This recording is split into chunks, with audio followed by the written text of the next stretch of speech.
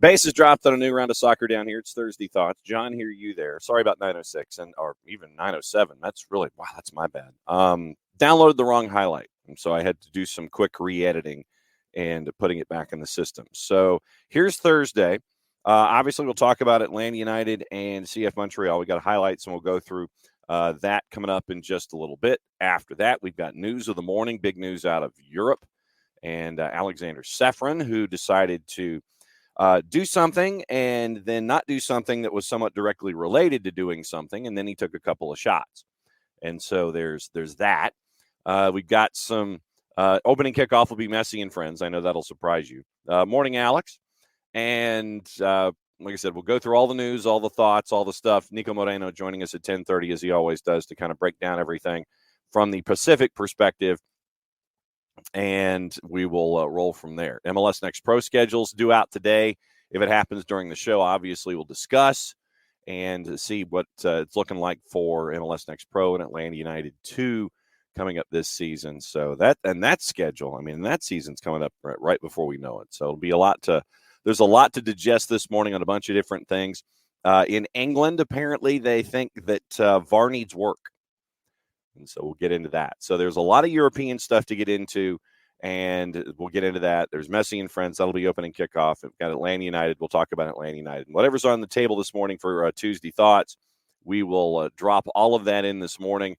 And when we get into everything, Morning Ropes, who's watching on the YouTubes, Ropes off the block, he says, kids look good yesterday. Gajardo is going to be a problem. Yeah, it was good to see Gajardo last season when he got the cup of coffee for Atlanta United 2, and you could kind of see the raw ability that was there, and obviously trying to integrate with teammates and things like that. It's going to take a little bit of time, but yes, Matias Gajardo is going to be a problem. Oh, I don't know. If Nico's traveling, then maybe it's just all of us. All right, well, let's all right, so since Alex has posed this issue, and if Nico's traveling, then Nico's traveling, and then it'll be just all of us. So we'll see what's going on. So, that's right. He's off to Colombia tomorrow. That's right. Okay. So he's on a flight. So it's all of us this morning. So that's my bad. He's off to Colombia, and so he'll be on a flight. That's right. He's vacationing. I knew I forgot something. All right. So he's on a flight. So that's it. So and I checked my DMs just now. So Alex is 100% correct. Alex is 100% correct, and that's what I get for not checking my notes. And so he DMs me. Nico DMs me at 12:39 this morning, our time. So he's at 9:30 our time, 9:30 his time. He says, don't forget, I'm off to Colombia tomorrow. Be on a flight during showtime. Next Thursday, he'll make time to come on, and I think he'll be in Colombia. So that'll be the fun part. So I completely and totally zoned on that. So, yeah, that's me. And, so Alex, you are 100% correct, and I suck. He's on travel mode. Okay, so there it is. And it's absolutely posted. It is absolutely posted. This is what happens. This is why you guys produce the show every morning. Travel mode, but you want to check out last week's segment, still has information that applies. He does believe Yamar has finally gotten his visa and should arrive in Seattle next week. So there's that. So, yeah, John's an idiot. Nothing else is new. And so it'll be all of us this morning talking about stuff. And like I said, we got stuff to talk about. There's plenty to get into this morning as we roll through everything. All right, so opening kickoff, before we get into Atlanta United and the twos and all that kind of stuff, opening kickoff brought to us by our friends at Kickoff Coffee, kickoffcoffeeco.com. And let's see, where's my QR code? The Abby made QR code. It is right there. I had to go down. So that's your QR code for those of you who are watching on the YouTubes, on the Twitch, and on the 280 character app. But once again, our friends at Kickoff Coffee and kickoffcoffeeco.com. Don't forget to use the code SoccerDownHere15. You get 15% off your purchase. They in turn take 10%, reinvest it in youth games, youth initiatives. Very, very cool stuff from our friends at Kickoff Coffee and kickoffcoffeeco.com. So, all right. Now we know, and we've been hitting Messi and Friends pretty hard. And, it's kind of understandable why. It has not gone well on the pitch for Messi and Friends with the 100,000-mile planetary extravaganza that has been their preseason tour. So our friends at the Telegraph came up with this particular storyline. A senior government advisor, here's your headline. Lionel Messi criticized by China for playing in Japan game after a Hong Kong no-show. So now you have multiple governments getting after this. Senior government advisor says Argentina's World Cup winning captain is hated for deliberate and calculated snub to his fans. Yes, he did it on purpose. Of course he did. So the story continues. Chinese state media, Hong Kong politicians, and some fans swiftly condemned Lionel Messi's participation in a match in Japan on Wednesday after staying on the bench just days earlier at a highly anticipated game in Hong Kong.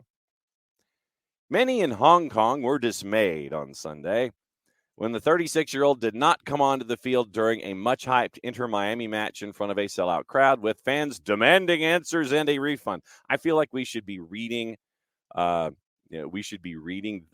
these stories. Oh, my God. That we should be reading these stories with the proper amount of disdain and finger-wagging that we are attaching to it. Paragraph. Tata Martino said Messi was deemed unfit to play in Sunday's friendly in Hong Kong. Remember, it was against Hong Kong team, by the way. But he came on as a 60th minute sub against Vissel Kobe on Wednesday. China's state-controlled Global Times said Messi's absence posed many questions on the difference in treatment for Hong Kong. Once again, consider your source. Consider your source. Quote, the match in Hong Kong became the only one in Messi's 6 preseason friendly matches on this trip where he was absent. The situation has magnified these doubts and suspicions on the integrity of Inter-Miami and Messi himself.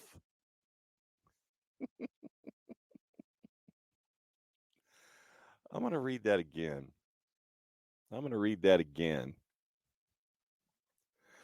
The match in Hong Kong became the only one in Messi's 6 preseason friendly matches on this trip where he was absent. The situation has magnified these doubts and suspicions on the integrity of Inter-Miami and Messi himself. I feel like we need the old school suspense music. Dun, dun, dun. After reading something like that. Story continues. Some mainland fans traveled 12 hours from Xinjiang to Hong Kong to see Messi, the Global Times wrote, with the disappointment of the government and fans entirely understandable. The impact of this incident has far exceeded the realm of sports. Of course it has. Of course it has. Fans holding up signs, no Messi refund, please. Messi apologized to his Chinese fans on Weibo, a Chinese platform similar to the 280-character app, just ahead of the game on Wednesday, saying it was a real shame he was not able to play in Hong Kong due to an injury. Quote, anyone who knows me knows I always want to play, especially in these games where we travel so far and people are excited to see our games. Hopefully we can come back and play a game in Hong Kong, he wrote in both Chinese and in Spanish. The match in Hong Kong drew 40,000 fans. Spectators paying up to nearly 5,000 Hong Kong dollars or $640 a ticket. In Tokyo, entire blocks of seating at the Japan National Stadium remained unoccupied with just 28,614 tickets sold. Just only 28,000 sold for the match in Tokyo. Story continues. Hong Kong's Culture, Sports, and Tourism Bureau said in a statement that, like the fans, it was very disappointed that Messi could not play in Hong Kong due to injury. Quote, however, I feel like I should say however, 3 days later, Messi was able to play actively and freely in Japan. The government hopes the organizers and teams can provide reasonable explanations. Sports lawmaker Kenneth Fock, F-O-K, get your head out of the gutter. Sports lawmaker Kenneth Fock said the incident sprinkled salt wounds on Hong Kong fans, while senior government advisor Regina Ip wrote on the 280-character app that, quote, Hong Kong people hate Messi, Inter Miami, and the black hand behind them for the deliberate and calculated snub to Hong Kong, end quote. Scott Wong, a 26-year-old cadet pilot, said that if Messi comes back to play in Hong Kong, he'd think twice before getting tickets in case he's injured again. Quote, all the backlash Inter Miami got plus Messi, I think he feels like he needs to make up for it. That's why he promised to come back and play the game again.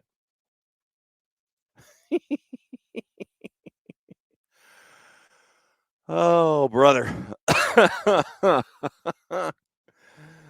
Oh, man. Literally. Yeah, Derek, it is LOL ridiculous. And that's why I read it the way that I did, because of oh my Lord.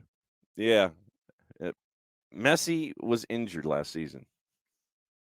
He played through it, probably shouldn't have, played a lot of matches in a row. And then when Inter Miami and Messi and Friends figured out they weren't making the postseason, then he kind of dialed it back. Dude's 36. Dudes get injured. Megastars get injured. Yeah, it sucks. Alex, with all the backlash, he needs to come back again so we can overpay for tickets to maybe see him again. That'll show him who's in charge. Oh, boy. Yeah. So that's so now you got governments that are mad. Not a surprise. So you end up with statements like that. You end up with statements like that.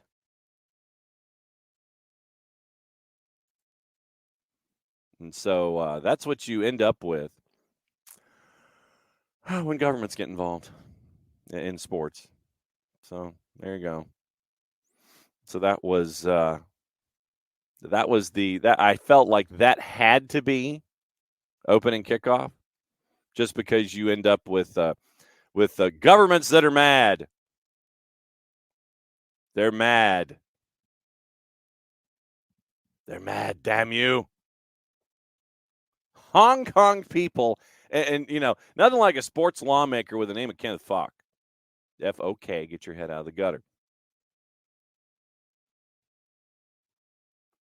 Hong Kong people hate Messi, Inter Miami, and the black hand behind them for the deliberate and calculated snub to Hong Kong. For those of us that know international politics, yeah, that's not in play either.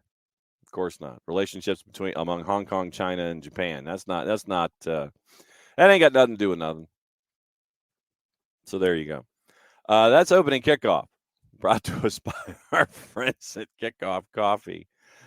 Kickoffcoffeeco.com. Yikes.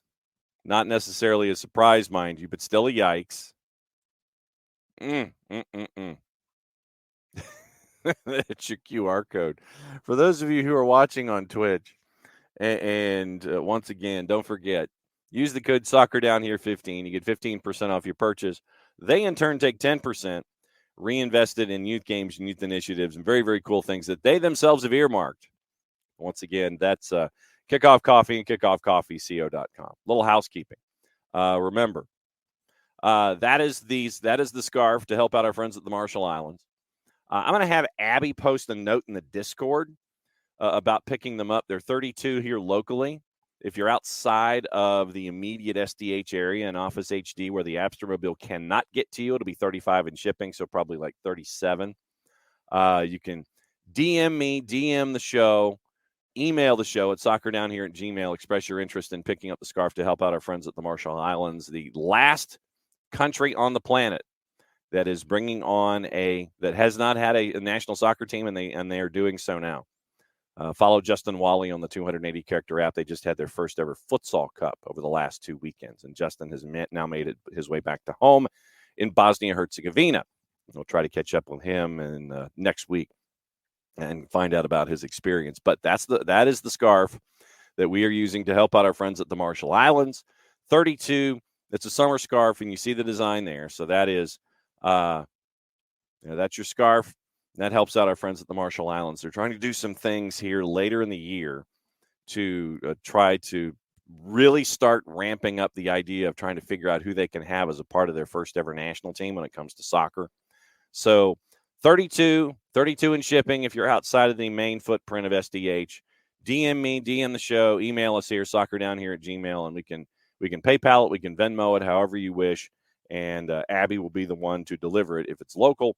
I'll be the one to put it in the postal service if it is outside of the footprint.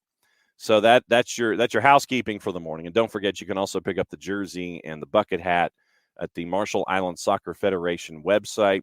They've got an app for Android. I don't know if they do for Apple yet, but it goes through all of their history and all the stuff that they're trying to do. So we're trying to help our friends at the Marshall Islands as well.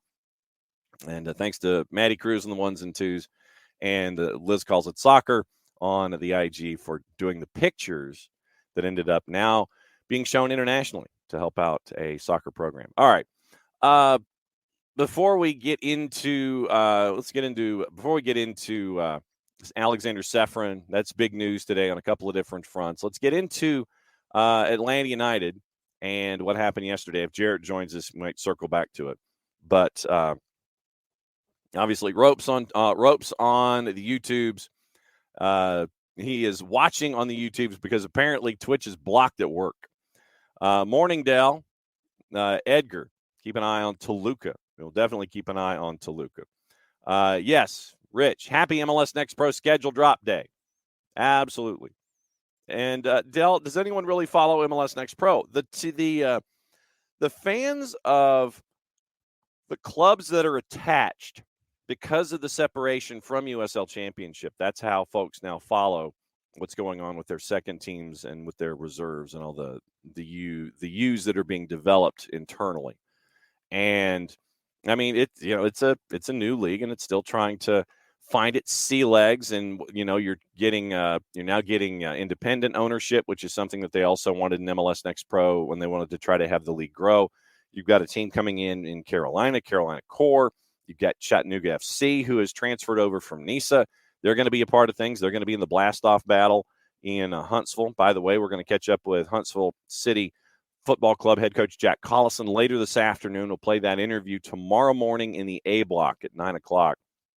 We're going to catch up with Jack, and we're going to catch up with our friends at Alabama Huntsville, who ended up being the fourth team in the tournament after FC Tulsa pulled out. So it is now UAH, Hunt City, Chattanooga FC, and South Georgia Tormenta. They're all going to be playing in Huntsville at Blast-Off Battle next weekend. And so that's next Friday and Sunday. And so we're catching up with Jack. We're going to play that interview 9 o'clock block tomorrow before everything kicks off with that tournament. Emilio, about MLS Next Pro. Best thing for MLS is for all teams to pound and enter Messi to demonstrate that it's an improving league. I don't think that if Messi's not dominating, it would prevent other stars from coming to MLS. Yeah, and I mean that's part of it too. And we talked about how they're exposed defensively, and it'll be Dallas had the blueprint last season and going up against them. They just couldn't hold the lead. And, trying to run 900 miles an hour for 90 minutes on the road sometimes gets a little difficult. But Dallas, I think, had the blueprint last year. So did Houston. And so now you've got half a dozen dudes who are 30 and older. And you've got Alba, who was dinged up, Busquets, who was dinged up, Messi, who's coming off an injury, Suarez, who is literally maybe on a leg and a half, because it takes 2 days for him really for that knee to calm down so it's less wonky so he can get ready for the next match. He won't be playing in as many games as he did last season down in South America, so I don't know about management, but it's definitely going to have to be something. You're going to see load management. It's going to be almost like when Greg Popovich had the San Antonio Spurs, and it was like Tim Duncan and Manu Ginobili, and it'd be like that they wouldn't play a star on the road, and you would just sit him on the bench. Those kinds of things. That's what you're going to end up with Inter Miami and Messi and Friends. So you got all of that coming as well. So we'll keep an eye on all of that. And Rich, in Philly, it's become MLS Next Pro has become a more fun, sociable event for fans to go to. And I'm glad that that's happening as well, because in Philly, the way that Philly's being built, you get to see that next generation there with MLS Next Pro. And you get to sit there and it's like, yeah, okay, I've seen this kid develop. I've seen it, literally kids, because you got 14-year-olds in camp right now. And so literally with Union 2, it's like, all right, we're seeing them grow. We're seeing them grow. We've seen that progression. And now we're a part of that whole deal involving the next generation of Philadelphia Union players. So, I mean, it's very, very cool. If Carolina Core is a bit of a haul, Dell, but no, I mean, if you definitely, it would be adding to your soccer dossier if you got to go and hang out and watch MLS Next Pro. Emilio to Rich, does Jim Curtin check jersey driver's license? He might consider you an out-of-towner. And it would be easier to follow with replays available. You do get to see, they're on KFC replays and Next Pro are available on Apple TV. You just kind of got to go search for them. And I think that's probably part of the problem, is trying to make sure that you can watch the next generation and those kinds of things. So follow along on Apple TV when it comes to MLS Next Pro. And then population's increased in that Philly area, almost tripled in 30 years. Or here for 30 years. You might be authentic. You might be. Thank you, Del, for the reminder to schedule Ben Pierman. Morning, Knicks. Morning, Knicks. Thanks for hanging out. All right, so let's get into what happened yesterday with Atlanta United, and it was grueling. I mean, you understand wanting to sit there and lay things out try to figure out what the next groups are going to be like. But yesterday, it was 4 30-minute periods. So basically the games, you had 260s. And we'll go over the starting 11s coming up in just a little bit. But Sabalob Janidza scores in the first 60 minutes, makes it 1-0 for Atlanta, and it looked like it was deflected as it went past the keeper and into the back of the net. So it was 1-0 Atlanta United in the first 60. And then you had this moment in the second 60 minutes involving Tyler Wolff. Jason was down there for the call, and here's how it sounded, courtesy of our friends at ATLUTD.com. Dangerous ball. Atlanta picks it up, and a long-range bomb for the Five Stripes. Goal, Atlanta United. High risk, high reward for Montreal. That was the risk. Given away into the middle, and Tyler Wolff, maybe from downtown Tampa, finds the back of the net. Great composure from Wolff. Knew exactly what he wanted to do the whole way. And it's 2-0 Atlanta United. 2-0 at that point. And what, for those of you that missed it, Jonathan Sirois was probably a good 35 or 40 yards out from goal, and no one behind him. And so Sirois tried to play it into the middle, and the connection wasn't there. Tyler Wolff basically saw an opening from about 40 yards and very confidently sent it forward. It goes into the back of the net, and it was 2-0 at that point. Starting 11s, by the way, starting 11 in the first 60 minutes. Brad was in net. Back line of Caleb Wiley, who's back now training after 2 weeks off with a shoulder injury. You had Derek Williams, Noah Cobb, Brooks Lennon. That was your back. Your three in the middle, it was a Polish hammer, Bart Sleesh. And it was also Muyamba and Nick Firmino. Up top, it was Saba, Jamal, and Shonde Silva. Second group in the second 60 minutes in Tampa over at, technically it's downtown St. Petersburg. But, in Tampa St. Pete, let's put it that way. Second group, you end up with Josh Cohen in net, Ronald Hernandez, Luis Abram, Efren Morales, Aiden McFadden, Dax McCarty, Jay Fortune, Matias Gajardo, Tyler Wolff, Ashton Gordon, Luke Brennan, and then there was the eventual change in net that we'll be getting into in just a little bit. Quentin Westberg so Josh played 30. Quentin Westberg came in the final 30, and it was 2-0 until one particular point. And here's that particular point late. Flicked on, McFadden intercepted. McCarty couldn't find a handle. Here's Chouanier. Ariel Lassiter down the left. Matthew Chouanier with the right foot. Westberg with the save. Yankov puts it home for Montreal. Goal, goal, goal. Club de Foot Montreal. And it's the new man, Dominic Yankov, with his first in preseason. Chouanier with the shot. Westberg was able to parry it, but the composure from Yankov inside the 18. Watch him bring this down, number 8 for Montreal. Player on his back, chest it forward, able to beat Abram. And Montreal gets on the board in this 30-minute segment. Well done there by CF Montreal. No Joseph Martinez in the lineup yesterday. There was prolonged conversation. There was a long conversation that Joseph had with Gonzalo Pineda there at Al Lang Stadium. But Yankov to get the goal, parried away initially by Quentin Westberg, but Yankov on the turn did really well and through a little bit of traffic, got it into the net, and that was your final. It was 2-1 for Atlanta over CF Montreal. Gigi and Gregerson were there. They just didn't play. And remember that we're looking, Pars, I don't know if there was anything official with what's going on. Remember, you've also got a game in 4 days against the Tampa Bay Rowdies. So it's just being selective and making sure that everyone's at 100% going in. And Gregerson's been on a bit of load management for the last week or so, so that might be part of it too. Because remember what happened last year with Gigi, where Gigi comes in, he's picked up, and his season traditionally stops in May. The European schedule, remember, stops in May. He had to keep going. And so you saw that point in the schedule last year where Yorgos Giacomakis kind of hit a low point. He was running out of gas. I think they're trying to avoid the same thing. Gigi resting, I get. Gregerson, once again, he's in the heart of his schedule right now.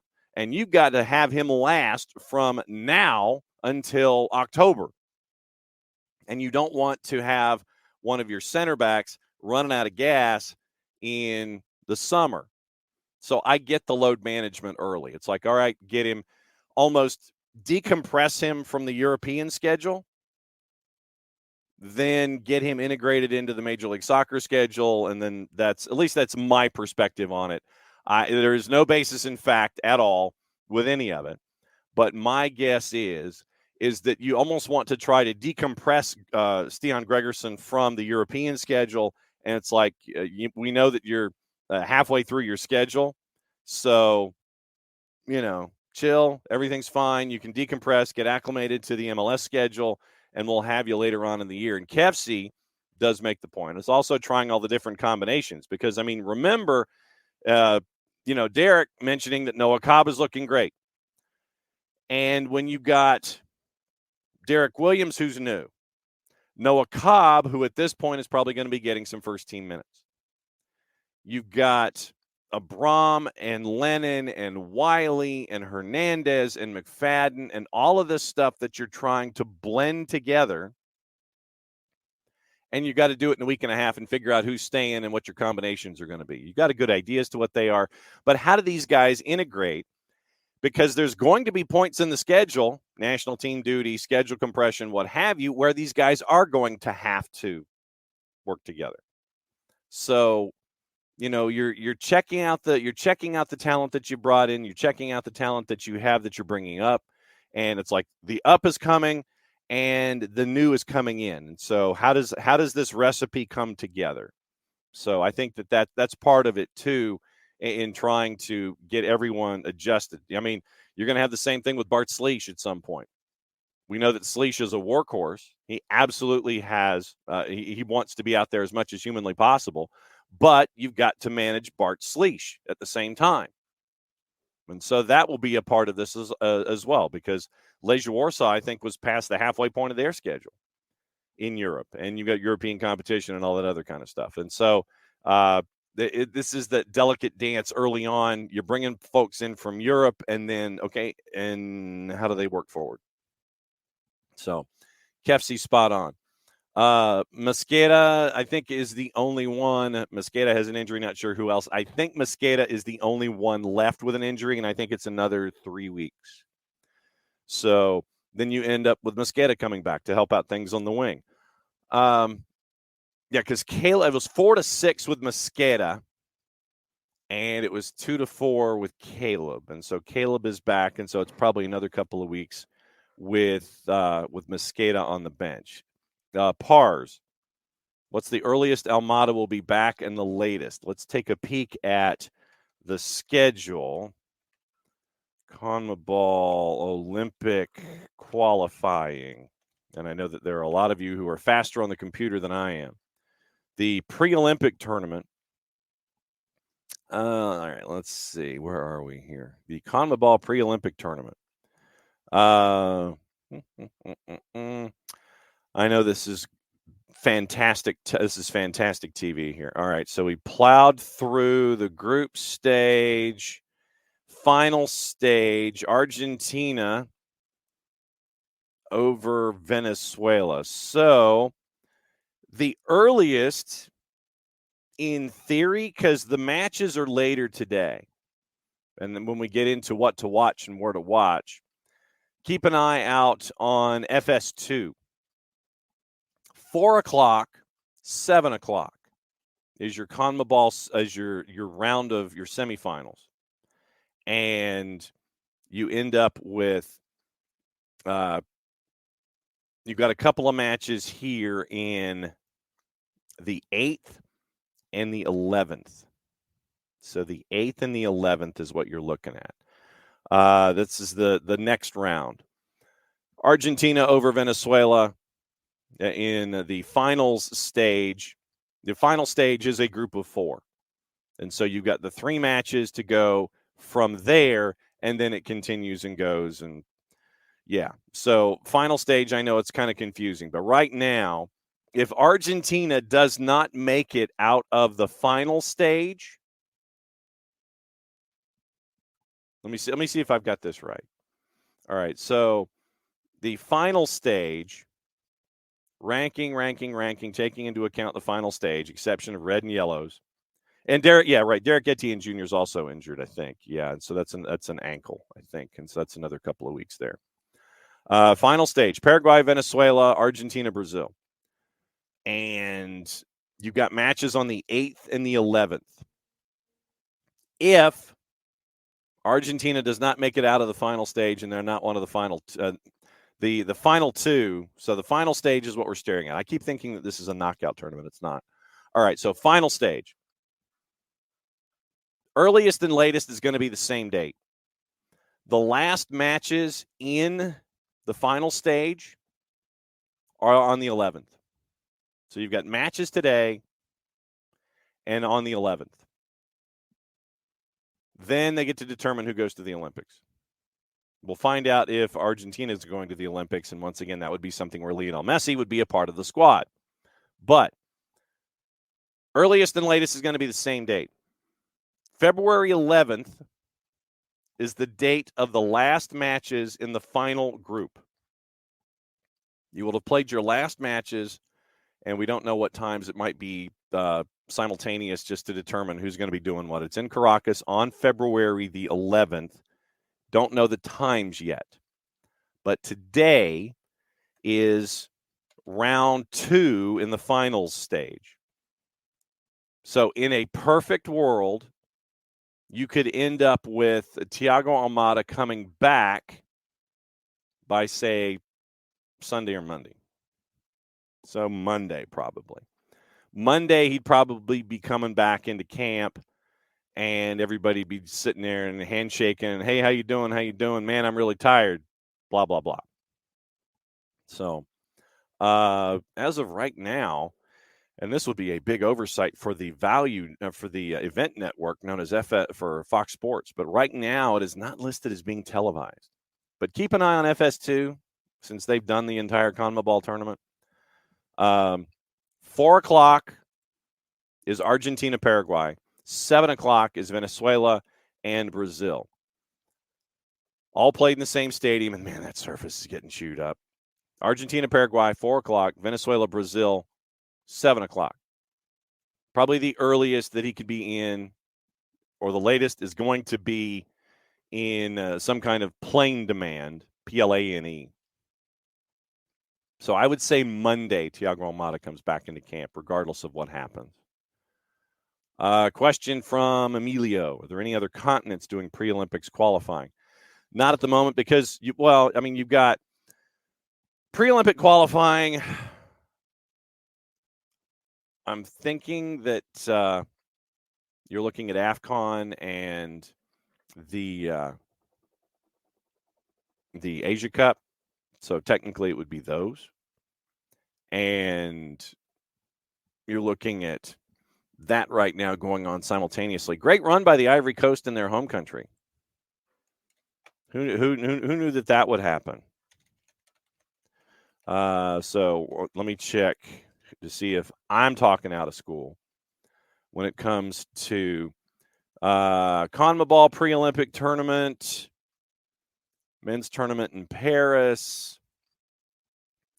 Looks like CONMEBOL might actually be the last one, as FIFA is trying to not let me see what in the heck's going on.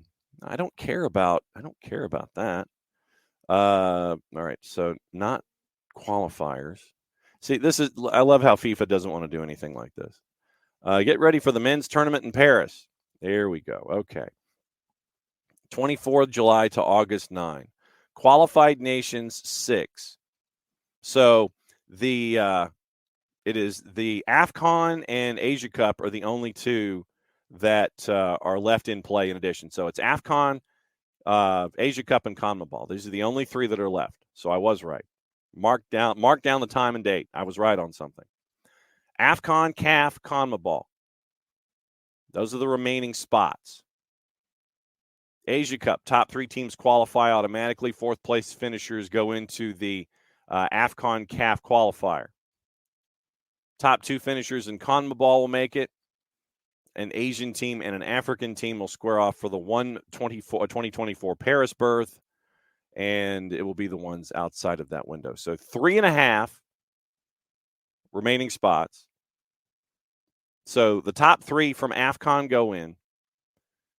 Then you've got the one from from the Asia Cup, 3.5 go in. CAF has half a spot remaining, and CONMEBOL's got the top 2. So that's where you are. AFCON, Asia Cup, CONMEBOL. Those are the only ones that are left on the board. Thank you, FIFA, for making that incredibly difficult. Since we're on it, what to watch and where to watch it today. Being en Español, Copa Libertadores action. Aucas and Nacional Asuncion at 7:30. You can be a part of that at Fanatis, fntz.co/soccer down here. And it helps out the network, helps out Fanatis, helps out you to become more of a degenerate viewer of soccer than you have been before. Fox Deportes has Coupe de France involving Monaco at 2:45. Gold TV has the Dutch Cup at 2. Fox Soccer Plus simulcasting Coupe de France, and Paramount Plus has the Argentine Primera tonight.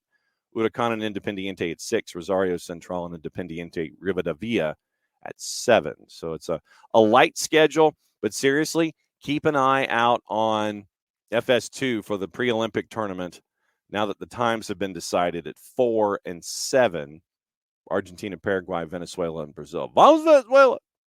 Paraguay has 3 points. They have the only win so far. They knocked off Brazil. Brazil's in a world of hurt. And Venezuela and Argentina, remember, they were the 2-2 draw that got 1 point each. And Argentina had 2 reds in that one, and Venezuela had 1 red. So we'll keep an eye on what happened there. Venezuela got a penalty at 90 plus 10 for your equalizer.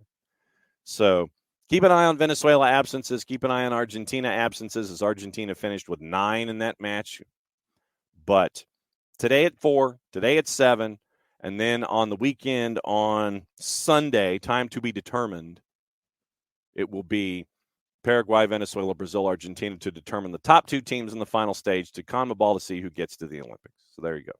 That is your Olympic primer. I feel like I need some kind of like music or something to symbolize the end of that particular segment. KFC about Atlanta United. Montreal can only complete 60% passing before we took it off them. Yeah, I mean, that's Laurent Courtois. For those of you that may remember, we talk about MLS Next Pro. Courtois led Columbus Crew 2 to all of the successes they've had over the last handful of years. So this was a great pickup by Montreal. Club de Foot did a really good job in picking up Laurent Courtois. But the question is, how long is it going to take for everybody to get to full song there at CF Montreal? And how does Joseph integrate? So I'm looking to the remainder of the preseason to see how things are with CF Montreal. But Laurent Courtois, great pickup to be a head coach. But once again, remember, you're also dealing with Joey Saputo and his ish. You're dealing with all that ish. And so that's what you're staring at right now with CF Montreal. Emilio feeling that Derek Williams should start over Abram. That's what we got for this next week and a half. We'll figure out what the combinations are. KFC, going back to opening kickoff, resting and angering the people of Tampa St. Pete who couldn't pay to be disappointed. Yep, closed door. And and Emilio, that was not an Atlanta United issue. It's it happens sometimes. You're trying to get out of a building, and sometimes building doesn't want to cooperate. Sometimes the equipment doesn't want to cooperate. But the bottom line was, broadcast came out, and Jason did yeoman's work yesterday, by the way, calling 260s. You're calling 120 minutes in a day, and there's no real rest. I mean, that's like calling. That's like calling a match with 2 extra periods and then getting into PKs. So Jason did that yesterday, and he and Mike will be on the call on the weekend for the match against Tampa Bay. That will be simulcast on 92.9 The Game and on ATLUTD.com. So you'll have both audio and video. You'll have the audio and video experience with Mike and Jason this weekend down in Tampa. So it'll be interesting to get that. Dell, what MLS free agents are surprising to you that they aren't signed yet? Let's see if there is a list of folks that have not been signed, and see. We also got to get into a CONCACAF Hemispheric Extravaganza, and Kellen Acosta was one of them. But it looks like Chicago, as they continue to spend the ish load of money that they're spending, it looks like Chicago and Kellen Acosta are going to come to a deal. You're looking at Kai Kamara, you're looking at Justin Miram, you're looking at Carlos Vela. And Diego Rubio was taken off the board. He goes to Austin FC. That's a pretty big pickup for them. Corey Baird, Houston to Cincinnati was a big one. But right now, it looks like that It would be those three. Those three, and I'm keeping Acosta. I'm taking Acosta off the board. So Vela, Kamara, and Justin Miram. Kefsty, the answer is always Kai Kamara until it isn't. Vela, Kamara, Justin Miram.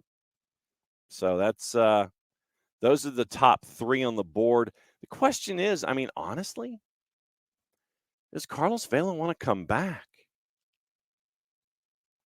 Does he want to come back? And it would obviously have to be in the best situation, obviously. But Vela, I mean, all the talk that we had with Carlos Vela and going across town, I mean, legitimately, going across town, that's something that was there, and then there wasn't a whole lot attached to it, and you're going, is that going to happen? I don't know, all those kinds of things. So, does Carlos Vela want to come back into Major League Soccer? Morning, Don Star. Good to see you. That's the rub here. You know, with those three, Justin Miram in the right system will give you great work. They will give you great work. And Miram will do that for you if he is positioned in the right way. Kai Kamara, once again, we know who hasn't Kai Kamara played for? I think that's probably the big question is who hasn't Kai Kamara played for? Who's left on the board that Kai Kamara has not played for? And I say this in kind of half jest, but who has he not played for? Crew, San Jose, Houston, Sporting. Crew, Revs, Whitecaps. Rapids, Minnesota United, CF Montreal, Chicago Fire. And now he's out there again. So 1, 2, 3, 4. Back to Crew. Revs 5, Whitecaps 6, Rapids 7, Minnesota United 8, CF Montreal 9, Chicago Fire 10. Played for 10 different teams in Major League Soccer. I know. yeah, true, Kevsy. Yes, Kai Kamara has not played for Atlanta United. Yes, that is absolutely true. I don't think they should go for. I don't think Don Stark asks about Carlos Vela. I don't think that would work. Couple of reasons why. Price point. You know, he's going to want DP money, and he's going to want to be paid handsomely, and you can't pay someone handsomely and like blow your scale. Now that you've got me fascinated with that, let me find out what Vela made last year. But that's just to satisfy curiosity. But when you have a Carlos Vela, he's going to want the ball. He's going to want to score. He's going to want the ball a lot. Carlos Vela, base salary last year at LAFC was $3 million, guaranteed compensation just under 4.4. That's too much. When you look at Atlanta United and you look at Atlanta United's salary figures, and this is last season, so the new guys, we don't know what they're making. Almada, 1.6, guaranteed compensation, 2 1/3. You going to pay Vela more than Almada? No. Other folks that were millionaires, Gigi, $1.5 million, guaranteed compensation, 2.1. You going to pay Vela more than Gigi? No. Saba, $2 million base, guaranteed compensation of $2,150,000. You going to pay Vela more than Saba? I don't think so. Miles at 1.4, guaranteed compensation 1.4375. would you have paid more than Miles? But in the attack, Thiago Almada guaranteed compensation 2 1/3. You were paying Barco last year at 2.2, but for folks who are still here, Almada 2 1/3, Gigi 2.1, almost 2.2, Saba 2.1, and then obviously Miles. But in the attack, you had those guys that were making over $2 million last year. Question is, are you paying more to a Carlos Vela than those three? I would say no. They're going to give you more minutes. They're going to give you more matches. And they're going to be a part of the collective. Think of it almost like a Borg, like we think about with Philadelphia a lot. The Borg-like, the Borg-like rationale of a collective. If you take a player and you give them that salary of 3.3 or whatever it was that we just talked about for Carlos Vela, if you're going to pay that, then what are you saying about the guys that you brought in? Locker room right now, by all indications, is lock solid. They love each other, and they're having fun. From a chemistry standpoint, would you bring in a Carlos Vela, pay him 3.3 or whatever he's demanding, then bring him in to be a part of things? And then legitimately, I mean, where would he play?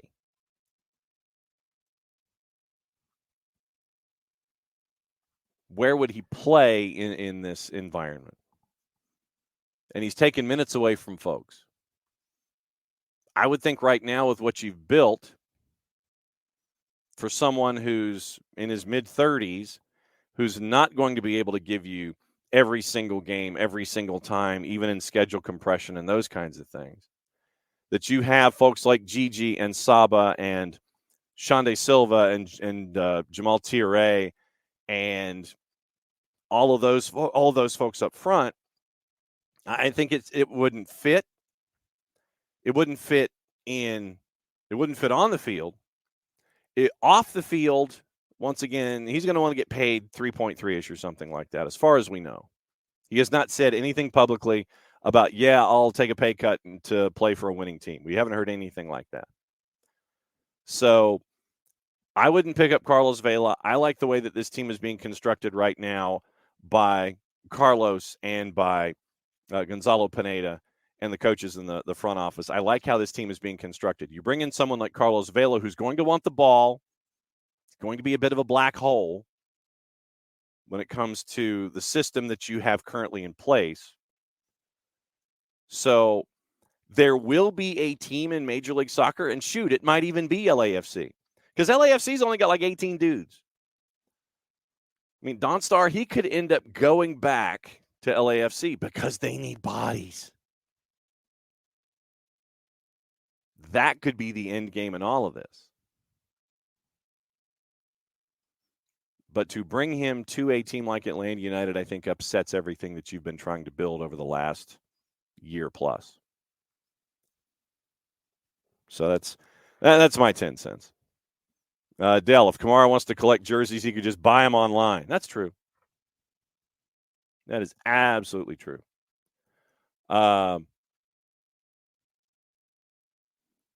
With what we're seeing with our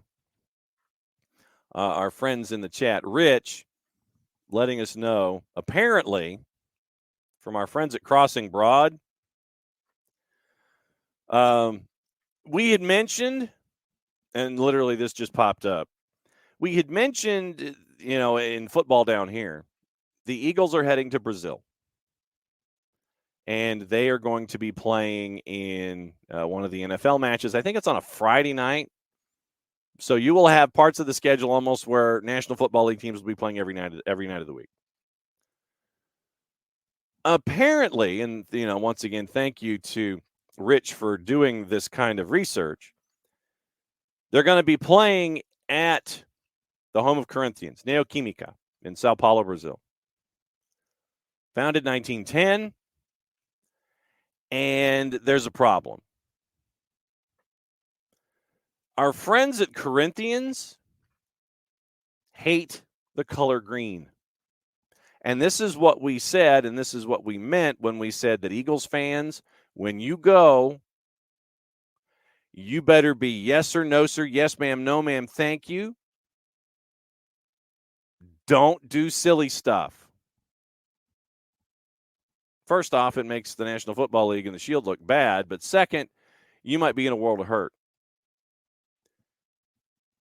The big rival for Corinthians is Palmeiras. Palmeiras wears green. I would suggest maybe for the Philadelphia Eagles to wear the dress blacks. Change your color scheme a little bit to where you're not walking into a Corinthians building at Neoquímica where they wear red. I wonder who the opponent's going to be. There's talk that it might be Atlanta. But if Atlanta goes in, let's just say it's Atlanta and the Eagles. Atlanta goes in and they wear the old school red jerseys with the red helmets and all that stuff. You're going to have more fans for the Atlanta Falcons, morning, Harry, in Brazil than you would have anticipated.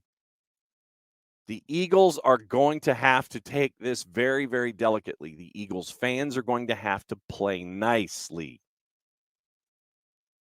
Going to have to play nicely. Palmeiras wears green. Corinthians wears red. And you're going to the home of Corinthians to play if you're the Philadelphia Eagles. Explained it by a local sports fan whose name is Steven. Corinthians' biggest rivals, Palmeiras, green and also from Sao Paulo. Corinthians and their fans despise green. The club itself actually have in their laws to never display green. Players can't use green cleats. There was a big issue a couple years ago about one of the goalkeeper jerseys with green. Club ended up covering the green with yellow decals. All of this to say the Eagles being the home team in Arena Corinthians is very interesting. With clubs being religion to many people in Brazil, it's highly possible that they ask them to wear black or white. They for sure won't be wearing Kelly green. Legitimately. Palmeiras is green, people. Some of the responses. Please don't come in green. Corinthians fans hate green, and this can cause confusion. Green team being, and these are the fan responses, by the way. Thank you, Del. Thank you, Rich. Green team being the boss in the Neoquímica Arena, I'm already rooting for the other team.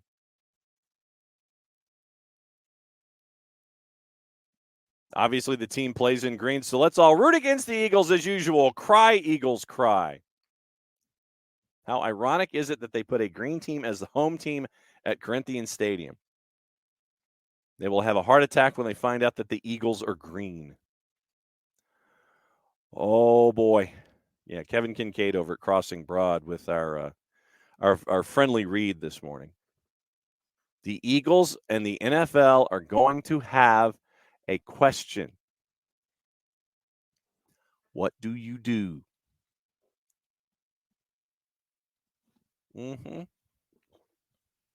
What do you do? You're wearing the dress blacks, I'll tell you that much. You're probably having to change the color of your helmet. And you're probably going to be going black and silver. You will not be wearing green if you're the Philadelphia Eagles going into Neoquímica.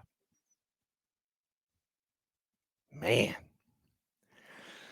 Oh, just be careful. That's all I'm saying. Anybody that makes that trip, you better be real careful. Emilio on CF Montreal. Interested why Courtois feels the need for crazy roaming keepers. Did he learn that from Columbus or Nancy? First team doesn't do that. No, that's how he plays. And Emilio last season with Crew 2. That was part of Crew and their success. I mean, it's what Courtois was in line with Nancy when it came to philosophy. So that was just what you want first team to second team. You want that same kind of symmetry. And so that's what you had. And so Courtois brings that to CF Montreal. He was in the Crew system as their academy head coach from 19 to 21. And then 22 to 24, he was the head coach of Crew 2. So he's been in that – he was in that system for 5 years. So Laurent Courtois has had his crewness for 5 years. So, yeah, 5 years of being in that system. Let me see if where are the coaches at? Players. I don't want players. All right, so coaches dating back to where's my coaches at? Players and staff. Current roster, coaching staff. Okay, here we go. So on legitimately, it goes back to Caleb Porter if you want to be honest about it. So so Courtois was there with Caleb Porter, and Caleb Porter wasn't doing that. So this is a Courtois thing. As far as I can tell, this is a Laurent Courtois thing. With Nancy, he was more in line, but also remember that with Caleb Porter during the time there, he was with the academy. So with Nancy, it was, okay, Nancy does this, Courtois will do this, and then you have everybody singing the same song. So I don't know how much of this was with him when he was with the academy. I do know that if you compare with what we saw with Nancy and Courtois in line, and now Courtois takes that and goes to Montreal. So that's what you're looking at with Laurent Courtois in CF Montreal. No, Hosetsu. Let me see if Mateus Hosetsu. I know that Dell's got a couple of questions. All right, no, so let me see if I go back to Dell has his free agent list also, and all right, so free agent list with Dell. Who is that without Club FC currently? Vela, Kamara, maybe Harrison Awful. Freddie Montero. Nico said last week that Freddie Montero might be heading back to Seattle. Maybe a Graham Zusi. As I scan quickly, CJ Sapong, maybe. Will Bruin, maybe. Jack Price is coming off an injury. Nijgoda's coming off an injury. Hosetsu still currently without Club FC, but I thought that he had signed in South America, but apparently not, according to our friends at Transfermarkt. So he is still at without Club FC. Yamil Assad, I thought Yamil had signed with somebody in South America. No, Yamil Assad is at without Club FC. Okay, so those two, Hosetsu not signed, Yamil Assad not signed. So, but yeah, I think that with those batches, morning forecard, I think you're looking at you're looking at a handful of dudes, and then if you're looking for the splash guys. But I think that if you're looking for specific dudes, you can look at that list and go, okay, I need a specific kind of need, and then have it addressed there. But yeah, the top market value guys, according to Transfermarkt, Kellen Acosta, like I said, he looks like he's heading to Chicago, so he'll be off the board. Jamiro Montero, who was in San Jose. Vela. Jack Price, like I said, coming off an injury in Colorado. Nijgoda coming off an injury. Teenage Hadibi in Houston, still in play. Junior Moreno from FC Cincinnati. Brian Coufret.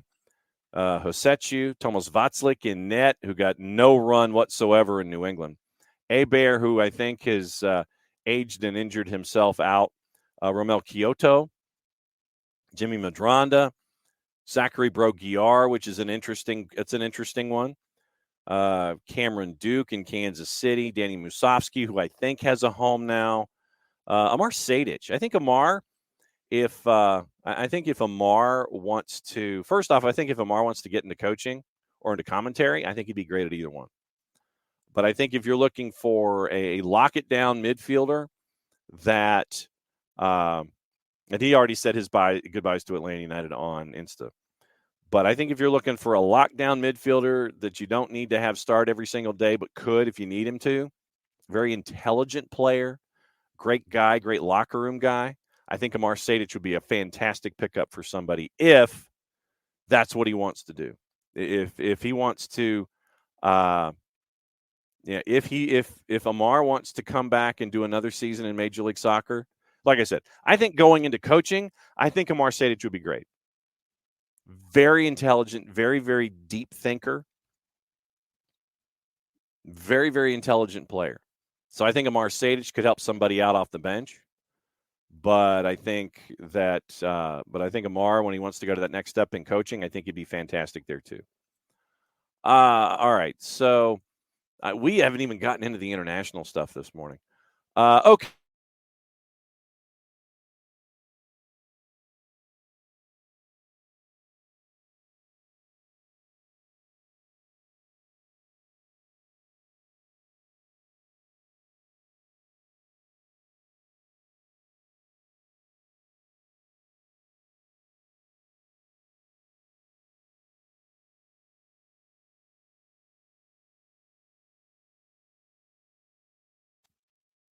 And then all of a sudden you get a vote, Alexander Sefrin. He's like, I want to expand the rules of engagement for folks in my position. I want to go for another term. And the FA was like, nope, we ain't voting for you. So the vote was set to come up this morning. And what he wanted to do, he initially said he was only going to do 3 terms. And then he decided, Alexander Sefrin, he said, I want to go for another term because I came in the middle of a term window. And so I think I can get another 3 years because I didn't start at year 0. I came in the middle of a term window. So I want to change the rules where I can go for another one and be around until 2031 to extend my term. But at the meeting this morning, Alexander Sefrin and the English FA said, we're not voting for it. So at the meeting this morning, Sefrin said that he is standing down as UEFA president in 2027, just minutes after seeking approval to extend his term until 2031. That to me means that he has a long-term successor in mind. So he's setting the table. According to our friends at The Telegraph, the FA was among governing bodies left in the dark over his plans, having been the only dissenting voice in voting against Sefrin's controversial rule changes in Paris. In an address to the media at the 48th Ordinary UEFA Congress. What makes it an ordinary UEFA Congress, by the way? The 48th Ordinary. It's just an ordinary Congress. I want, if I'm in charge of a global organization, I want to have extraordinary Congresses. I want extraordinary Congresses. I don't want just ordinary. But anyway, at the 48th Ordinary UEFA Congress, immediately after he secured approval to seek to extend his term, he goes into a tirade saying he wanted to see surprise on their faces as he said he would not be running for a 4th term. Quote, I decided around 6 months ago I'm not planning to run in 2027. So basically he does all of this pomp and circumstance, all of this stuff, wants to get the rules changed, and then after all of this rigmarole at the ordinary UEFA Congress, he's like, nope, I'm done. Sefrin had said earlier that he was tired after COVID and of, quote, self-proclaimed moral authorities. Didn't elaborate. Citing his reasons to stand down, he said he'd been away from his family for 7 years and it was time for new blood. I think he's got a successor in mind. Quote, What makes me happy and proud is that I am captain of the ship that has navigated stormy weather. Half hour earlier in Paris, Mark Bullingham, the FA's chief executive, had been the only administrator to hold up a red card to changes in rules. Now, do you have like yellow and red? Do you have like a yellow if you're like, yeah, maybe I'm on the fence, and a red card's like a no? I'd love to know how this works at an ordinary Congress. But yeah, Mark Bullingham of the FA holds up a red card. Nope. He was the only one to do it. The timing of the announcement is curious, given his long-term ally, ex-Croat and AC Milan superstar Zvonimir Boban resigned from his role as UEFA's technical director last month in protest at the proposed term limit extension. The controversial allowance for Ceferin to have run for a further full term from 2027 to 2031 was included in a bunch of rule changes. So he basically buries this. It's pork barreling. UEFA pork barrels at their ordinary Congress, people. They got pork barrel. You got pork barrel stuff with Alexander Ceferin, and then he's like, nope. FA voted with Iceland and Norway for the statute amendments to be unbundled. So basically, line item veto. If we take it into the American political purview, for the ordinary Congress, Alexander Ceferin had a bunch of pork in a bill. England, Iceland, Norway voted for line item veto. The FA wholeheartedly supported most of the other changes proposed, such as increasing the minimum number of female representatives on the ruling UEFA Executive Committee from 1 to 2. Wow, how groundbreaking. But when it came to a direct vote on the amendments, only the FA held up a red card. FA spokeswoman: we were supportive of the statute changes proposed by UEFA, with the exception of one: the proposed new wording on term limits for Article 69.3. So basically, they wanted to break everything down into line item veto. England was like, yeah, we're cool with all of them except for this one, even after you broke it down to line item veto. So I think that was important for England and the FA. All right, we need to break all this stuff up, go line item veto, then say, yeah, we're cool with everything else, but the Ceferin thing. On Article 69.3, we believe that it was always intended that a principle of 3 terms of 4 years should be a maximum period for any UEFA ex-co member, executive committee, to serve. We've recently implemented governance changes of our own and think it's important that we're consistent in our approach. We requested and voted for the statute changes to be tabled separately, but this was not supported by a sufficient majority, and we respect that. We support all other statute changes tabled at Congress, but because they were tabled in a single bundle, we have voted against all of them, given our opposition to Article 69.3. So basically, England and the FA were like, we want this line item. Apparently it didn't go. Then they had an all-still pork barrel project. So the FA was like, well, that's one bad thing, and it's still in the bunch, so we got to vote no. Boban had previously described the term limit proposal as disastrous in his resignation letter. If I were to accept such a difficult and wrong decision and turn my head, I'd be going against the principles and general values in which I deeply believe. Ceferin was reelected unopposed for a 4-year term. Ceferin claimed Boban knew he was going to stand down in 2027. Honestly speaking, I'm tired of COVID. I'm tired of 2 wars and nonsense project of the so-called Super League. I'm also tired of self-proclaimed moral authorities who are moral just until it comes to their personal interests. In a thinly veiled attack on Boban, Ceferin said, quote, now, just 2 sentences about the self-proclaimed moral authority. The person you know when I'm speaking about does not deserve a comment from my side, but people who know him, and we will make their own opinions. Just 1 sentence about his pathetic cry about morality. I feel like I need violins or something under here. He was one of the rare persons that knew I was not going to run in 2027. The moment he got the info that I would disclose it after Congress, he went out with his narcissistic letter. This isn't thinly veiled at all. He could not wait because after my disclosure, his whining would not make sense anymore. Now think, whose personal aspirations are in question? And think whose morality is in question. So to conclude, I'm very happy that I could finally explain my point of view in the future. It'll be good that I could do it earlier. If you need any legal advice about me, UEFA, I would appreciate you'd contact me before, at least after listening to people who are not lawyers and would do anything to achieve their personal aspirations. End quote. Sources close to Boban says he will not be commenting.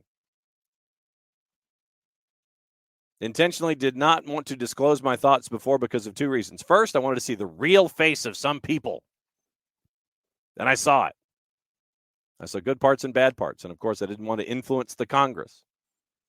I wanted them to decide, not knowing what I'm telling you today because that's an honest decision. I have to say it was actually amusing to watch all this hysteria around and at the same time getting all the messages of support from my federations. So Sefrin set up the table and he's like, no, fam, I'm out. There you go. So, yes, 4-card. Doesn't have the votes. 4-card. I didn't want it anyway. KFC. It's that exactly. You have to have ordinaire so you can have extraordinaire. I appreciate the bit about this.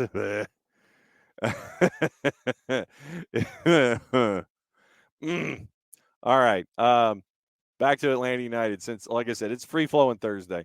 Tomorrow, obviously, we'll have the Jack Collison interview, 9 o'clock. Our friends from Beyond Goals at 9:30. We'll set you up for the weekend. It's starting at 10. Michael Valverde, can we talk about Javier Armas? Looks really solid, but does not appear on either the ones or the twos roster. Is he not signed yet? I thought Armas got signed because he's the super draft pick. He was the second round. He was the second super draft pick. Hang on. Bart Sleesh. Transactions. Let me see here. February 1st, Bart Sleesh, Steon Gregerson, Derek Williams, Dax McCarty, Josh Cohen, Shonda Silva, Nick Firmino, Efren Morales, Aiden McFadden. That's from Sandy. Javier Armas, I want to say that as a second-round draft pick. Hang on. But I really do like Javier Armas. He really has done some thank you, 4-card. Thank you. Signed to the twos. That's what I thought. Once again, as we all workshop these, thank you for your public service. Armas signed to the twos, said on AST. Yeah, there was an announcement for the twos. That's what I was chasing. I was trying to find on the Twitters the official announcement on Armas, but I really like what I'm seeing from Javier Armas. Really like what I'm seeing from Armas in the sense of, since I was up in Athens, once again, ball placement, touch, imagination, all those kinds of things from Armas out of Oregon State. Great pickup in the super draft. And, he's fitting right in. There were some moments in Athens where he's sitting there and he's having to drop a dime, and he does exactly that. Hard to track down, hard to catch. Great touch. I'm looking forward to seeing how things are with the twos. That reminds me. Oh, let's see. MLS Next Pro. Are we going to get any kind of teasing announcement when it comes to the schedule? MLS Next Pro. Bang. All right, so let's see. Yes. All right, so people. 2024 season is coming. We're aware of this. Okay, nothing from the league yet today about the 2024 schedule drop. No time laid out yet. Yes. And Michael Valverde, cool. Thanks. Real deal. Good to see you, by the way, at Topgolf the other day. That was very nice for the fundraiser for the pitch in the Southern Crescent. Kefsey, great sense of space, releases when needed, good distribution. That as well. All of the stuff, all the things. Javier Armas, very, very good. Someone else who I'm really impressed with, Ashton Gordon. And, going back to Birmingham and going to Athens and then seeing Tampa or St. Pete, seeing what went on against CF Montreal, you're getting to see once again the kids coming up through the system. And I say kids because they are to me, because they're not voting yet. So great to see what Ashton Gordon. Going back to the time that we talked about in Birmingham with the young kids coming in for the final 30 and having to workshop things. I mean, think about that group of folks. And I know I'm going to forget some folks, but I mean, it's Rocket Rita, Cooper Sanchez, Ashton Gordon, Matthew Edwards, and literally you could take that lineup, the group against Birmingham, and literally go name, and see just the promise that's attached with all of those folks. Really looking forward to seeing the kids, whether they're still in the academy, whether we get to see them with the twos this season. Noah Cobb is going to be spending less time with the twos at this point and probably spending more time hanging out with the first team at this rate. Efren Morales, seeing him continue to grow. Here at, and literally I've kind of jokingly referred to us as center back U when it comes to Atlanta United, but it's not just center backs now anymore. Aiden Torres, who's going to be a great watch for Atlanta United too this year. That's why I'm looking forward to MLS Next Pro Season, because of all of these young kids. I don't know how much time Nicholas Firmino is going to be spending with the twos. I don't know how much time Luke Brennan's going to be spending with the twos. John Berner will be in net to help out, having a defensive veteran presence at the back, and to be there is to help out in counsel as well. But literally, you could go to that roster that was a part of the discussion in the match against Birmingham, and let me see if I can find the rundown from the match against Birmingham. Let me see if I can find the news that was attached to it, and not necessarily latest news, but we'll see if we can click on it here real quick. Signing Ashton Gordon. Yeah, so Ashton Gordon signed to a twos deal. And, all right, so 2-1 win in Birmingham. Let's go to the notes. So starting 11, Aiden McFadden got some starting minutes. All right, second 11. Let's go to the third 11. The third 11. All right, so here's the third 11 that came in the 63rd minute against Birmingham and has set the table for our viewing habits for the next handful of years. Westberg was in net, but here's the rest. Dominic Chong-Ki, Caden Moore, Efren Morales, Matthew Edwards, Julian Bretos, Noble Okello, who's come in. Remember him from Toronto FC too. He's a little older, but he's in with the twos from the outside. Rocket Rita, Cooper Sanchez, Owen Koutsas, Ashton Gordon. Westberg and Morales are the only ones signed with the first team out of that group. Some were on the U16 squad that was crowned MLS Next Cup champs under Kevin Kratz last June. Ashton Gordon played at the 9 to start things off, and so they held it down for 30 minutes. It was a 2-1 lead for Atlanta United, and you had, for the final 27 minutes of that match in Birmingham, plus what we're seeing as we're getting closer to the regular season now, Chong-Ki, Caden Moore, Efren Morales, Matthew Edwards, Julian Bretos, Rocket Rita, Cooper Sanchez, Owen Koutsas, Ashton Gordon. That's all home development. That's all home development for Atlanta United. You're getting all of that forward. That, to me, is the cool part of all of this.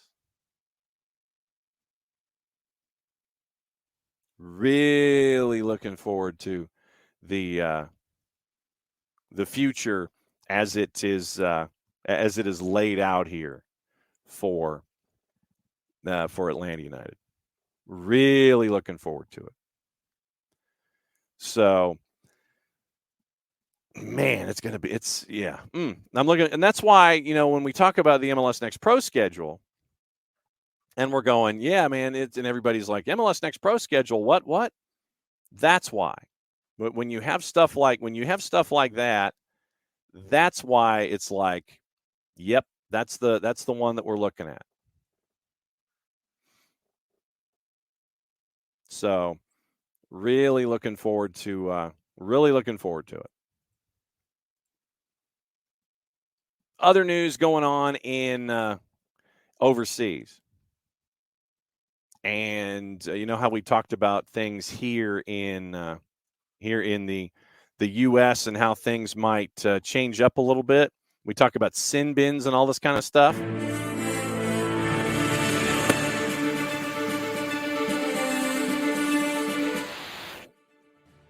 Blue cards.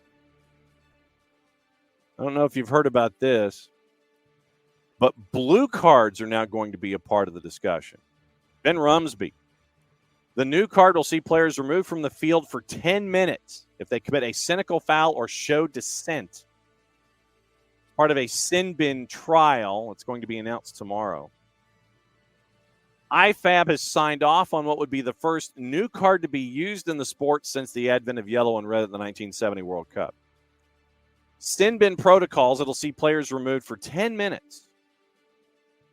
Football Association of Wales had planned to use a blue card during a sin bin trial in grassroots competitions this season, but with the color chosen over the likes of orange in order to differentiate it clearly from a yellow or a red. So it is now blue cards that are going to be a part of things. The FAW failed to obtain clearance for the move. Players sent to the sin bin have been shown a yellow instead, and 2 blues equals a red. New protocol announced limiting the new card to fouls that prevent a promising attack plus dissent, as well as confirming a player should be shown a red if they receive 2 blues during a match or a combination of a yellow and a blue.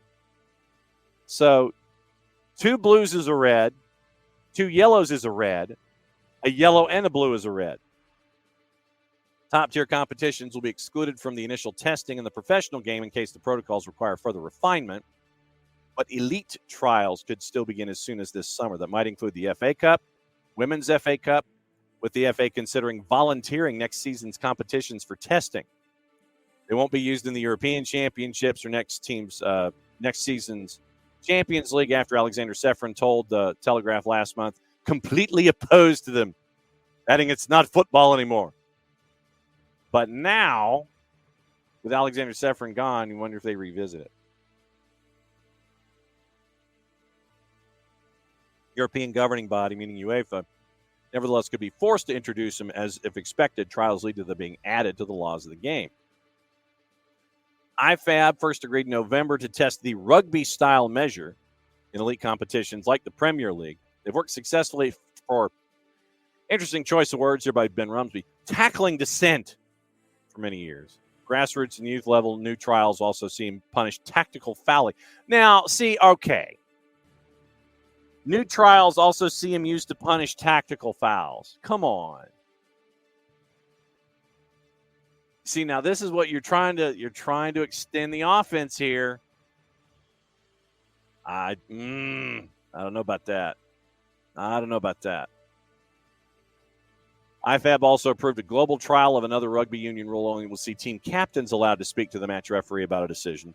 Obviously, we'll catch back up with Bart Keeler about this on Monday and find out what's going on. Trials have been fast-tracked amid dire warnings from IFAB's leaders about player behavior, of which they said, quote, this might be the cancer that kills football. I feel like Stewie. This might be the cancer that kills football, or Dr. Smith from Lost in Space. One example given the meeting was a Chiellini shirt pull on Bukayo Saka, which only resulted in a yellow. So there it is. So you got that. We'll get into VAR here in a second because that's also part of the shtick that apparently VAR needs fixing in England. Well, I don't know. Maybe if you have folks that could implement it, then we'd be all right. That's just me speaking out loud, perhaps. You know how we've been mentioning about Duncan McGuire and the chaos that's going on at Blackburn? Looks like their head coach might be leaving. Yandal Thomason might be heading out the door. He's got a fallout with the owners, and it looks like John Eustace. Remember John Eustace, who was the manager at Birmingham City before Birmingham City and their ownership group decided, hey, we need a big name, and we'll bring in Wayne Rooney, and then we'll just stink. So John Eustace, that actually might be a good pickup. I just hope that John Eustace gets paid. He's in line to take over at Blackburn Rovers, leading candidate, poised to make his return to the technical area for the first time in 4 months. And it could be that John Eustace will be in charge as early as this weekend. Eustace has also emerged as a target for Huddersfield after the dismissal of Darren Moore last week, but it looks like Blackburn might be more likely. Thomason's 19-month reign, yeah, Dawn Star, they do. Blackburn's got a boatload of problems. They absolutely do. Thank you, Venky's. Thomason's 19-month reign close to ending following a breakdown in his relationship with the hierarchy.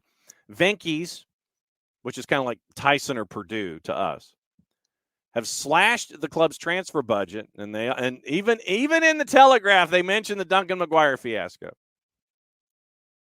Save. And then press send like 9 times. Thomason offered his resignation last month. Apparently, it was rejected. Now talks have resumed over a settlement of his contract. Poised to confirm the departure soon, possibly as early as today. Last season missed out on taking Blackburn to the playoffs on goal difference. They are 5 points above relegation right now. 5 points above the relegation zone in the championship. That's like a bad week. That's a bad week if you end up with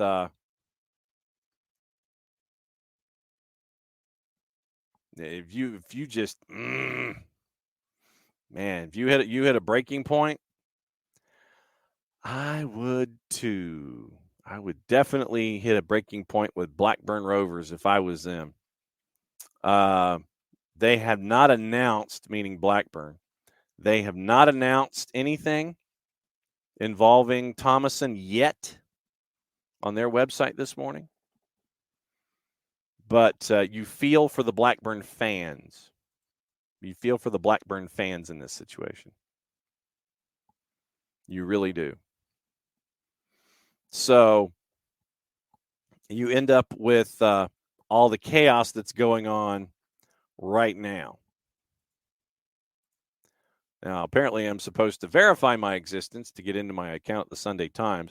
And remember how we were discussing about VAR and how England says it's got issues? Well, maybe it's the people, but that's just me. Michael Valverde. Let's introduce a full kaleidoscope of cards. Let's add fun layers and tactics.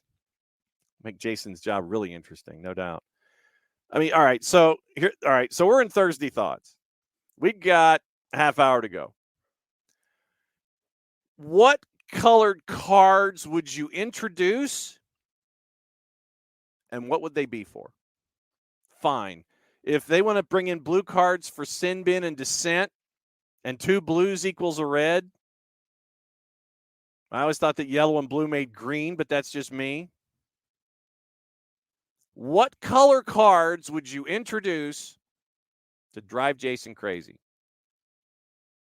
What color cards would you introduce, and what would they be for? Green for sportsmanship, but if you got a yellow and a blue, but Michael, a yellow card and a blue card is going the other way. Yellow and blue make green. Green is for sportsmanship, in Michael Valverde's mind. Yellow bad, blue bad, green good. 2 wrongs make a right. I guess how that works. Think about it. That'll be the question of the day. Premier League admits that VAR experience for fans is unacceptable. Yeah? No kidding. Who knew? The big interview with Big interview with Paul Scholes in the Sunday Times. And here's what they are finding out. The top flight, the Premier League lobbying FIFA and IFAB to allow audio and video of decisions to be played in stadiums as time is taken for VAR decisions to rise this season, but the number of errors actually drops.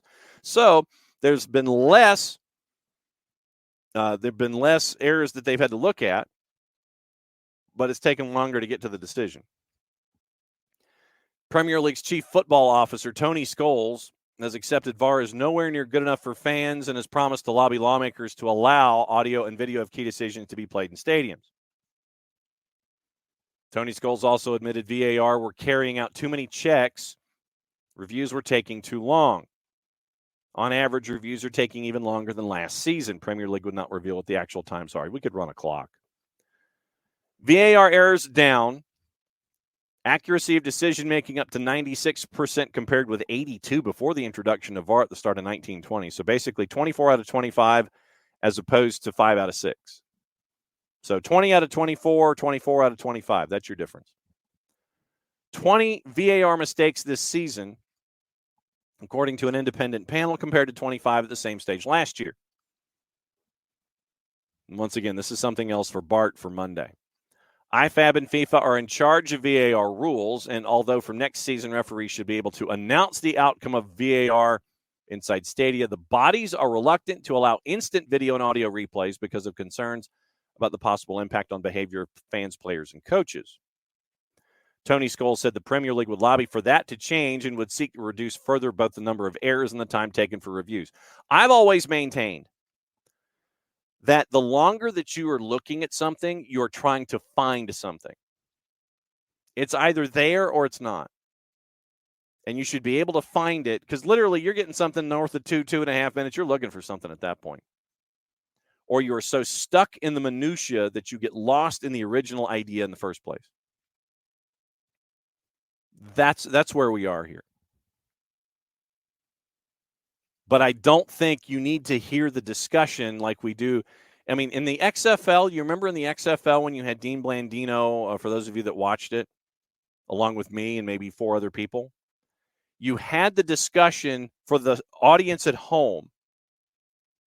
You had your supervisor of officials on the mic that was heard in the production truck with the referee. They're looking at everything. That's cool.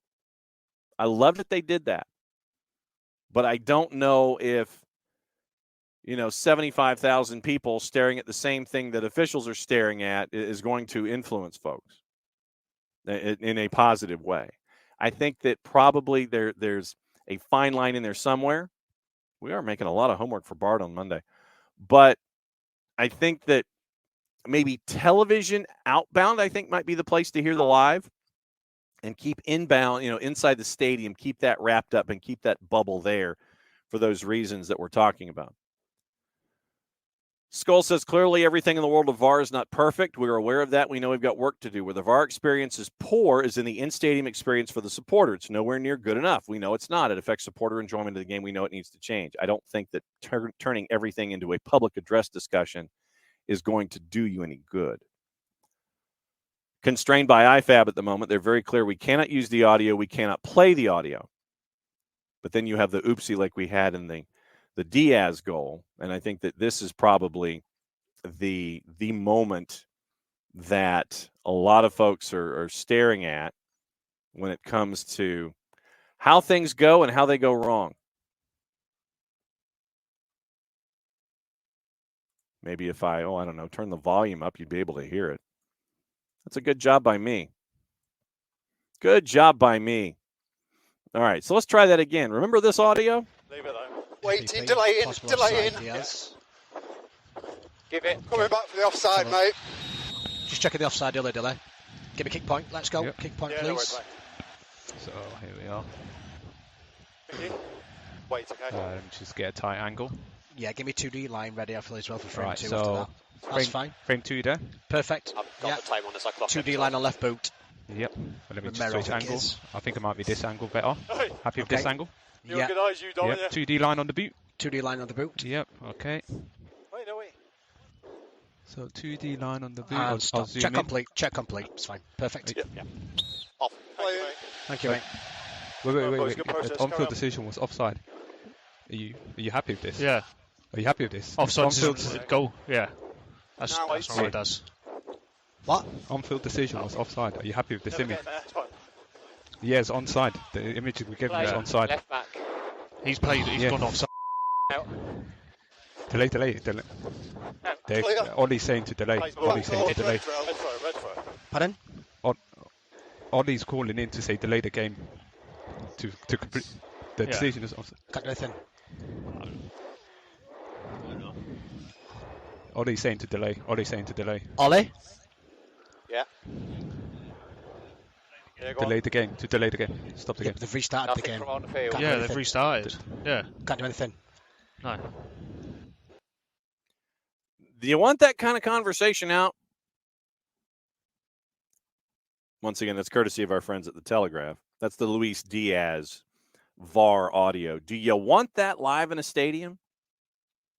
I don't think you do. I think for us at home, it might be beneficial. Like I said, it happened in the XFL, and I think that worked. That conversation worked. But you still have to, I don't think you can do that in a stadium setting. I don't think you can do that live. That might be playing a little bit outside the box. So, it's 17 of the 20 errors in VAR, according to Scholes, came when VARs chose not to intervene to correct a referee's decision, and one was when that was the Liverpool goal that we just called back in September. Tony Scholes said he found it disappointing when clubs made public letters of complaint to the referee's body, PGMOL, over the decision. Well, what are they going to do? I mean, whatever stays in the room, I guess, is what Scholes is referring to. Clubs are aware Howard Webb and his colleagues are open to calls at any point. Frankly, I don't understand why clubs feel the need to go public. Well, the need to go public is to satisfy the external curiosity of your fans. Hey, why aren't you doing anything? Well, we are. We're mad, and here's why. And then you have a separate discussion down another pathway. It's like, okay, here's the deal. I think you need to have two conversations in that. One to sit there and talk about your fans, talk to your fans. The other to talk to the PGMOL. Scholes continued, we've all got a role to play in the perception of refereeing, and perception can be driven by things that always are borne out by the truth. Man, we're going to have a lot of stuff to talk to Bart about on Monday. Yeah, definitely going to have a lot to talk about on Monday with Bart. No doubt about it. So let's see. Today we've had an ordinary Congress where the head of UEFA decided to change the rules and then say I'm out. And people are mad at Messi. People are mad at VAR. Ivory Coast has made it to the final in AFCON. And Qatar is now going to be playing Jordan in Jordan in the Asia Cup. Didn't know if you heard this. Player for Huddersfield, who's, once again, we talk about them struggling right now in the championship. They had a player banned for 4 months. For 4 months. Over 484 bets on matches.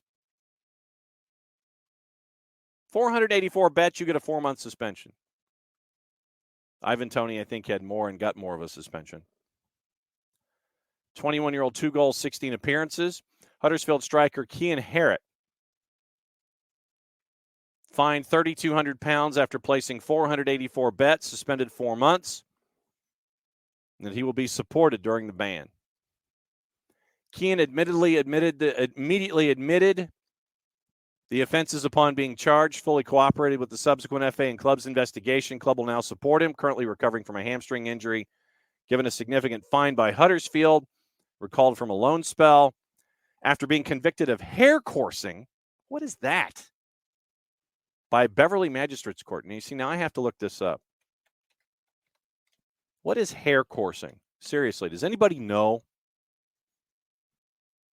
The pursuit of hares with greyhounds and other sighthounds, which chase the hare by sight, not by scent, and it's illegal. Associated gambling. Okay, illegal nature of hare coursing, chasing rabbits with dogs, and associated gambling often leads to the participation of people who are undertaking other forms. That's from Country File back in 2022. I didn't know it was an actual thing. I didn't know that hare coursing was a thing. You guys are doing great on the idea of the cards. Michael Valverde, pink card for whiffing on a sitter. KFC, violent for excessive Orlandoing.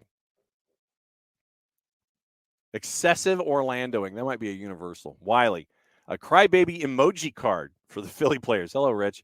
That seemed to die and miraculously recover. Michael Valverde, yes, the VAR with Luis Diaz was extremely painful, and a mustard card for the ref when they make a poop call. Shouldn't that be brown? Shouldn't that be a brown card? I'm just saying. I would think it would be a brown card and not a mustard card. Uh-huh.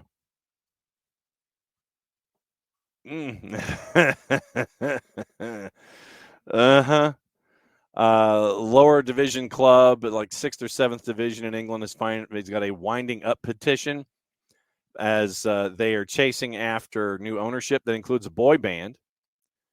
So we've got that. Matt Turner, by the way. Matt Turner, who was getting competition for his starting gig at Forest. Shootout hero as they go the distance. Forest wins 5-3 on penalties in the 4th round replay. Finished a goal apiece after extra time. And Matt Turner got the pivotal save against Sam Bell in the penalty shootout. And remember, they brought in Mats Sells from Strasbourg. The Strasbourg fans were pissed off at Chelsea and Todd Boehly and Boehly Clear Lake because Boehly Clear Lake have that as a part of their multi-club model. More on that in a bit. But Matt Turner goes into the cup match against Bristol City. Nottingham Forest now gets a home tie with Manchester United later in the month.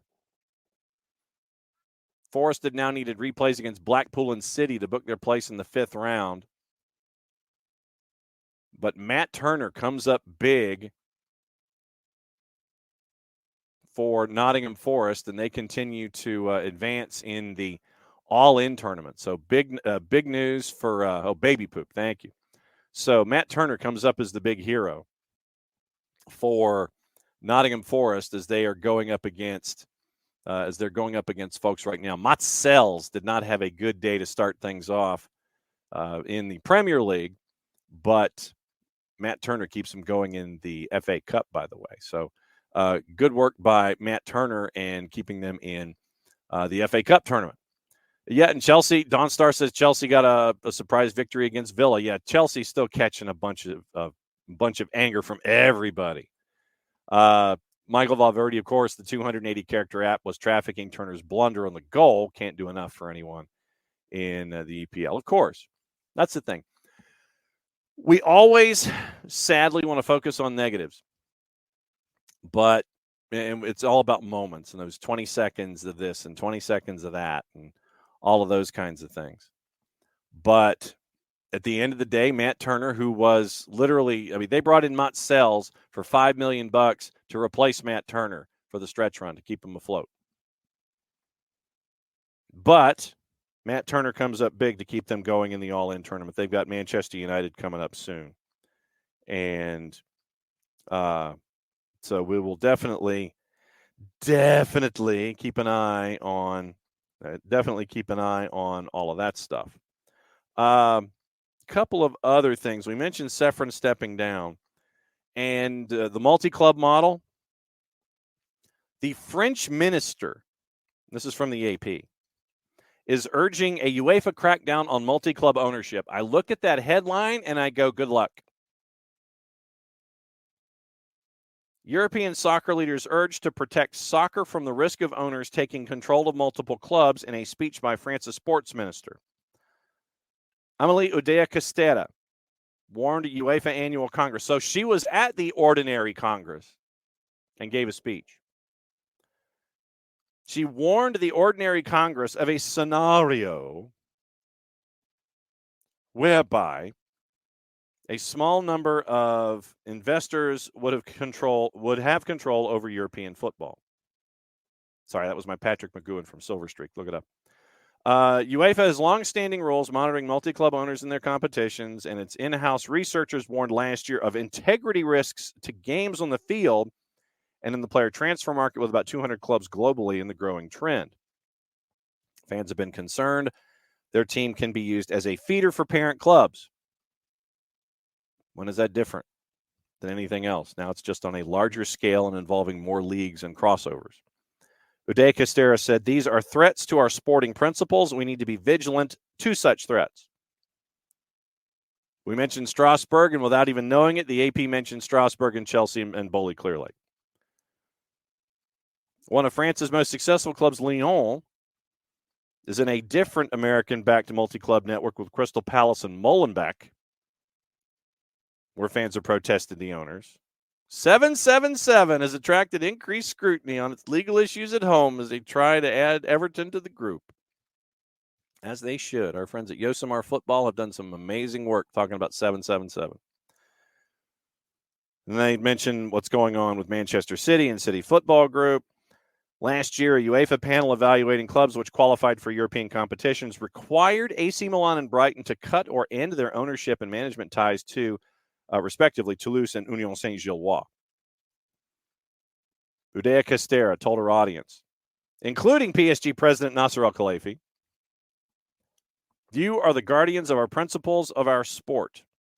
PSG also has an investment in Braga. We need to recognize the risk to circumventing rules and sometimes the threat to fairness of competitions. Sefrin suggested last year UEFA needed to review its 25-year-old rules on multi-club ownership in its competitions. It has to be quick because, everything has to happen quickly in football. So keep an eye on that. Later today, coming up in short order, for those of you that missed it, Ella Stevens, it was a great conversation to catch up with the Grayson star, the two-time Gatorade State Player of the Year here in the state of Georgia. She's now at Gotham FC. They're at camp. We caught up with her about what's going on at camp.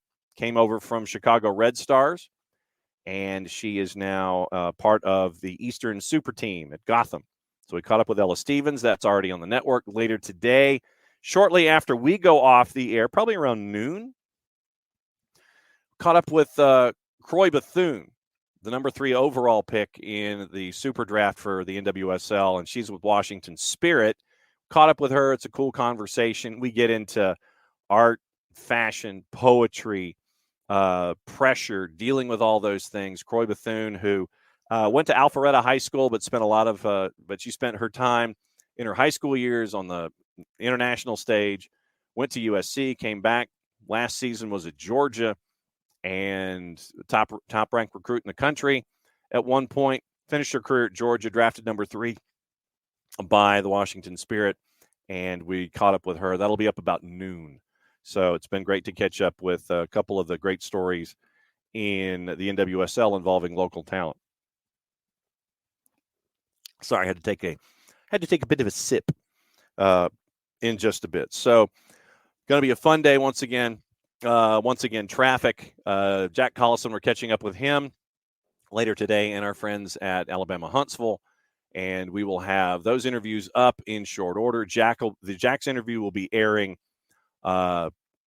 in the early part of the show tomorrow at 9:00, and we will get you get you caught up with Jack Collison and what's going on in Hunt City as they get ready for Blastoff Battle. And we'll catch up with our friends at UAH as well. And as we're piecing together all of that stuff with Blastoff Battle, that one's going to be fun. Coming up in short order. Gossip, rumor, and innuendo that has nothing to do with hair coursing. And like I said, hair coursing, that was new to me. Absolutely did not know about hair coursing. That one's a new one for me. Chasing after rabbits and betting on it, did not know that. PSG want to sign Chloe Kelly for Manchester City, make her the highest paid women's player in Europe. That's the 4-letter paper. Take the information at your own peril. Manchester United better placed than Arsenal to strike a deal for Ivan Toney, who's valued at £80 million. Thomas Frank said yesterday, pretty obvious that they're going to be out the door, that he's going to be out the door. Chelsea expected to focus on a deal for Victor Osimhen instead. Agent of Enzo Fernandez said the 23-year-old has no intention of leaving Chelsea after doubts were raised over his future at the club. Yesterday, if anyone was watching, he made a point to remind folks. He had a pointed celebration. You make the man angry, he scores. 2031, when Enzo Fernandez's contract expires, he'll look back at the match against Villa Park. After a free kick over the wall, he blue shirt was torn off, pointed to himself, and then at the ground. I'm staying. Agent Oriol Perez had already released a statement saying the player has no intention of leaving, but all you got to do is get Enzo Fernandez mad. $106 million. Broke the Premier League transfer record over a year ago. But so he takes his shirt off, points to the ground, points to the jersey. Enzo Fernandez is staying. So just make the man mad. Apparently that's what you got to do. And interesting note out of women's soccer. London City Lionesses postponed a match against Arsenal, and then they sacked their manager. Carolina Morach was sacked hours after their cup match with Arsenal was postponed. 10th in the Women's Championship. So, last 8 ties scheduled to kick off at 7, postponed mid-afternoon. Then they part ways with Morach and Nicola Williams, her assistant. London City, by the way, purchased by Michelle Kang. And she obviously has high ambitions for the new club. But, yeah, postponed a match, and then they sacked the manager. That's an interesting one. I don't think I've ever heard of that one before. So, interesting dynamic with with that. It's like, yeah, the pitch isn't worth it. We're going to push it back, and then, by the way, you know what? We're going to go ahead and we're going to sack the manager. So there you go. Looks like Amar Sejdic we mentioned Amar Sejdic earlier in the show. Amar Sejdic to Nashville. Amar Sejdic to Nashville. And they're going to need a lot of help in the midfield. Ben Wright. Nashville's officially signed Sejdic through this season with an option for 25 after a preseason trial. And trying to bring a different look, according to Ben Wright, to Nashville's midfield. You're getting a very intelligent player in Amar Sejdic. Gary Smith and Amar Sejdic definitely will be an interesting watch with what we know about Nashville and how they are defensively. Very intelligent player in Amar Sejdic, had a trial, and looks like he's going to be part of everyone in. RSL finalizing a deal to sign English midfielder Matt Crooks. He's been at Middlesbrough the past few seasons, 3 goals, 6 assists in the championship.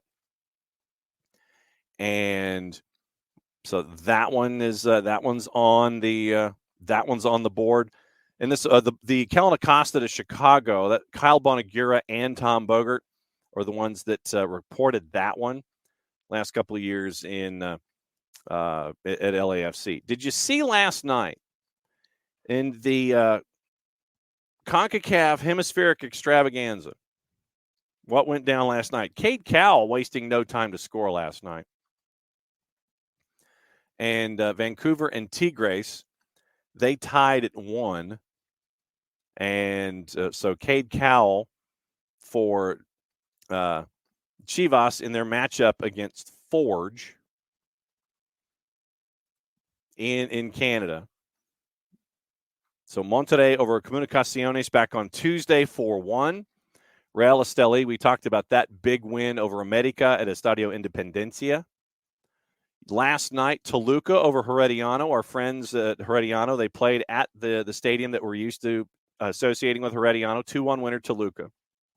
Guadalajara, 3-1 winner at Forge at Tim Hortons Field. By the way, they had a mariachi band after the match serenading folks on the way out the door. And then Vancouver and Tigres 1-1.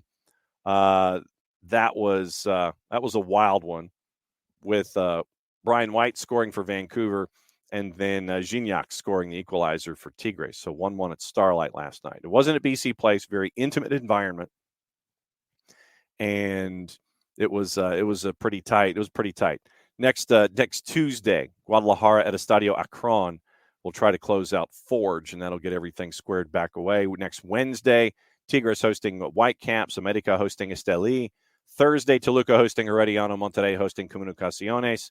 Then you get into St. Louis and Houston. The week after that, Saprissa hosting Union, and it goes and goes and goes. But an early fun start to what we're seeing in the CONCACAF Hemispheric extravaganza. Nick's tried Tubi. I know it was on VIX, and I tried to figure out if it was on TUDN, but it was not. VIX, I don't have VIX. That's one of the few streaming services I do not have. And being the true degenerate that I am, trust me, I was trying to figure out ways to get all of that last night as a part of everything, as a part of all the watching habits. All right, so that'll do it for another show. Once again, reminders and housekeeping before we go. Once again, the scarf for our friends at the Marshall Islands. It is available right there. That's the scarf itself. You can reach out to us here on the show. You can reach out to us, either DM the show, DM me, email the show, soccerdownhere@gmail. 32 locally. If you want us to be in a place where we can mail it to you, probably 32 and another 5 for shipping. But that helps out our friends at the Marshall Islands. Or if you know folks domestically or internationally, you can order it through their website, the Marshall Islands Soccer Federation. Helps them out. They're trying to get over here in October to start things up for the national team. And they might even be over here a little sooner. So I caught up with Lloyd Hours a couple days ago, the technical director, and they might be over here a little sooner to do some stuff in Northwest Arkansas. So there's the scarf, and that will help out our friends at the Marshall Islands, and it is always going to be that's going to be helping out our friends at the Marshall Islands. Very, very cool stuff. Go to their website, reach out to us, DM us. If you're in Atlanta, the Abstermobile will deliver it to you, and it'll only be 32, and we'll see what happens there. Nix is not happy with Dax. Was hoping Gonzo would have pulled him off by his ear yesterday. Dax is here for depth, and he's not here to start. He is here because of multiple competitions and all of the depth and the experience. You know, we've done this in the past. Tried to do it with Ozzie Alonso, but Ozzie got injured, and now it's Dax McCarty's turn. And Dax has a bit of a chip on his shoulder because of how he was handled with Nashville, because he was under the impression that he and Nashville were they were discussing a contract extension. And then they just kind of dropped him. And he was like, well, I thought that I thought we were talking here. And Nashville's kind of like, well, no. So that's what you're looking at with Dax McCarty. You're looking at someone who has embraced everything with the Atlanta United culture. He's got a little something to prove. He's pissed off at Nashville. And so having a guy like Dax McCarty, it takes a little while for the engine to get warm, and he's trying to figure out his place and all this kind of bit. But Nix, now he's your punchable face. He belongs to you now. You can sit there. He can be the one to cause trouble now instead of the one who has been causing trouble in the past. It's like that guy on the roster, the other team that you hate, and then when he's on your roster, he's like, yeah, we got him now, and he's going to be doing the same things. So just give it a little time for the engine to get warm where Dax McCarty's concerned. Everything will be fine. He's returned to sender. Can't quite happen because he's now under contract. He's not under contract in Nashville. You can't stamp return to sender on him and have him go back. Once again on the network, a little afternoon, our interview with Corey Bethune, Washington Spirit. She's in camp, and it's great to catch up with her. Tomorrow we will hear from Jack Collison, and we will hear from friends at Beyond Goals at 9:30. Get you ready for the weekend at 10 o'clock. So thanks to all of you guys for hanging out with us today, and we'll be back at it again tomorrow. Man, Monday's going to be very, very busy with Bart. It's going to be very, very busy with Bart and VAR and everything going on over in the blue cards and all that kind of stuff. But we'll talk about it with Bart on Monday. We'll talk about it with you again at 9:05 again tomorrow morning. Thanks for hanging out with us, as you always do. Don't forget to download the Spreaker app. You can listen to all the content that we have, soccerdownhere.net, and the Friday night game of the week tomorrow, 6 and 8. That will be at River Ridge, Roswell and River Ridge, the SDH game of the week. You can listen on all of our platforms, all our social media platforms. You can listen on Twitch. You can listen on Twitter, and you can listen on a couple of other places too. But wherever you catch us on our social medias, you can listen to Roswell and River Ridge tomorrow night. So looking forward to that as well. And the high school season is off and running. It's right here, and I got to talk to folks about getting games. So back at it again, 9:05 tomorrow morning. Basically, Dax and Sadich did swap. You get more experience. Be good, Knicks. Thanks for hanging out with us, as you always do. It was kind of a swap, I guess you could say technically. Dax and Sadich did swap locations, kind of different types of dudes. But for everybody here at SDH, thanks for hanging out with us. Back again in a little under 22 hours. Play it safe, everybody. We will see you tomorrow. Mucho platial. That'll do. End of the show. That means I get to do this.